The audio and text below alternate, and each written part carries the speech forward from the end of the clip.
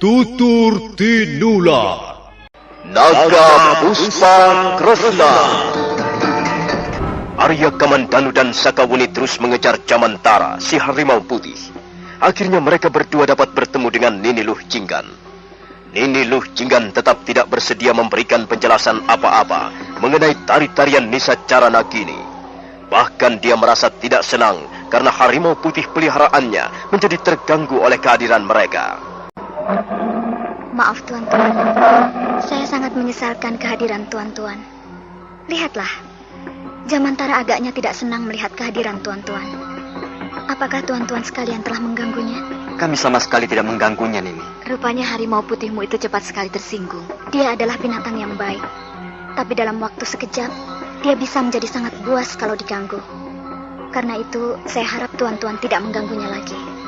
Jamantara, ayo kita pulang, Jamantara. Kita sudah cukup lama bermain-main di sekitar tempat ini. Tunggu, Nini. Bagaimana dengan kami? Kami tak ingin perjalanan kami yang cukup jauh akhirnya akan sia-sia. Saya kira adik Luh Jinggan dapat bersikap lebih adil terhadap kami. Kami sama sekali tidak bermaksud buruk. Kami hanya sekedar ingin tahu tentang tari-tarian Nisa Caranagini. Kalau begitu, datang saja kalian berdua ke rumah tinggalku.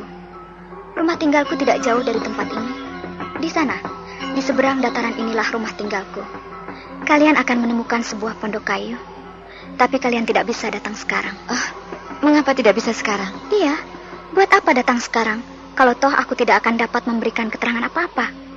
Soal tari-tarian itu kalian bisa bertanya kepada ayahku. Tapi tidak sekarang. Nanti malam. Ayo Jamantara, kulihat kau pun nampaknya sudah lapar. Ayo kita pulang. Jamantara, si harimau putih buru-buru menghampiri Nini Luh Jinggan, kemudian mendekam di bawahnya. Luh Jinggan naik ke atas punggungnya, dan sebentar kemudian harimau putih itu pun sudah melangkah perlahan-lahan. Makin lama makin cepat, dan akhirnya dia lari bagaikan terbang di atas rumput-rumputan.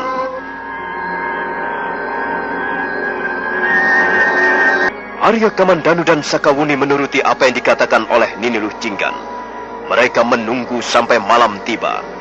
Sambil menunggu mereka bicara tentang Nini Luh Jinggan dan harimau putihnya.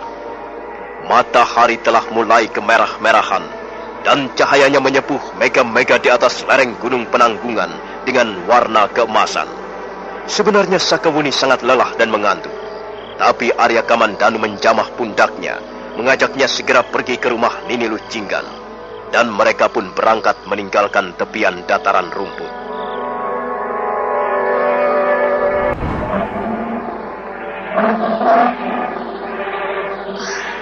Binatang ini kelihatannya benar-benar tidak menyukai kehadiran kita, Kamandanu. Kita belum akrab dengannya, Wuni. Dia masih mencurigai kita. Tapi yang penting, kita tidak bermaksud apa-apa. Kulihat sepi sekali suasana pondok ini. Hai Jamantara, apakah tuanmu ada di dalam pondok? Aku bertanya, apakah tuanmu ada di dalam pondoknya sana? Kami ingin menemuinya.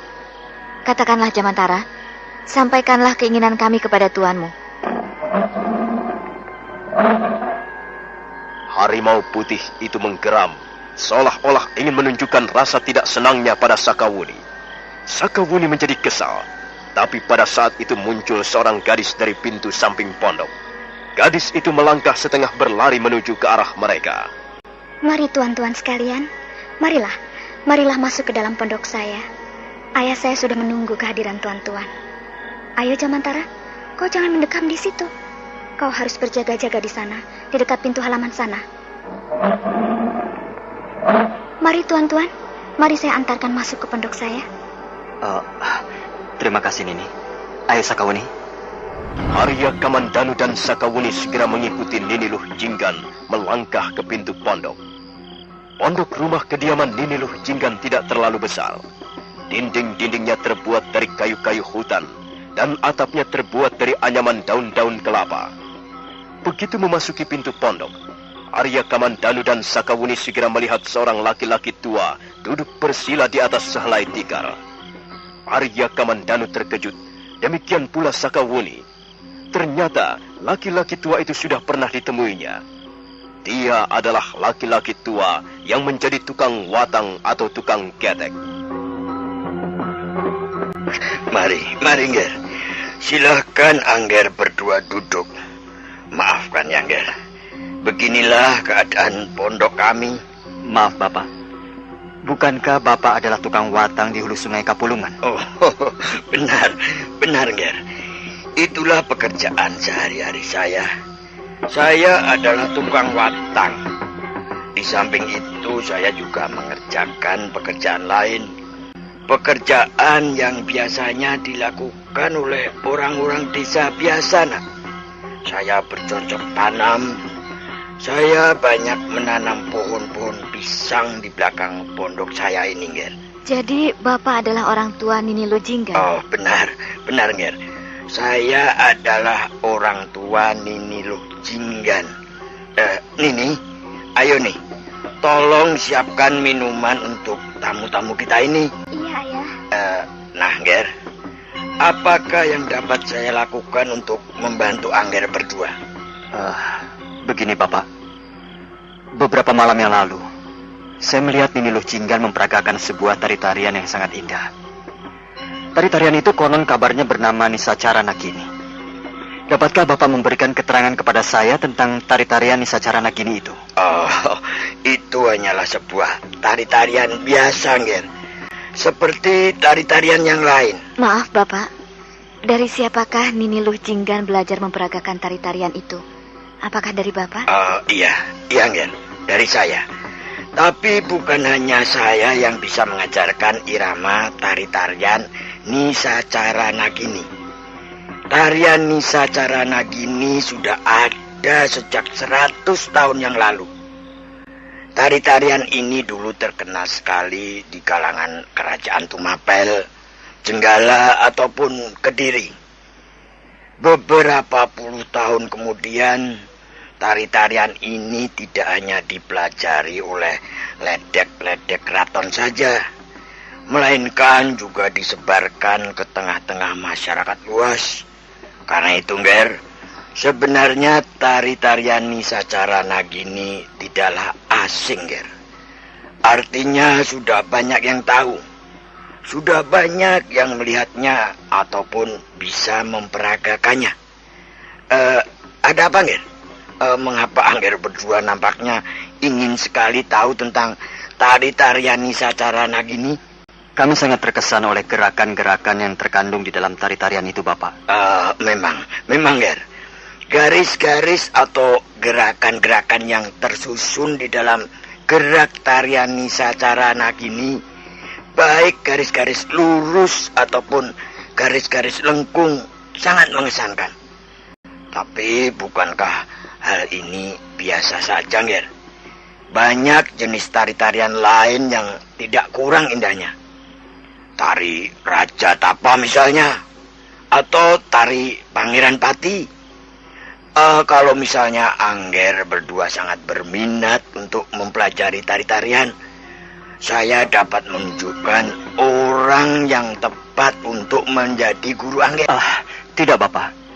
Kami hanya terkesan oleh tari-tarian Nisacara Nagini.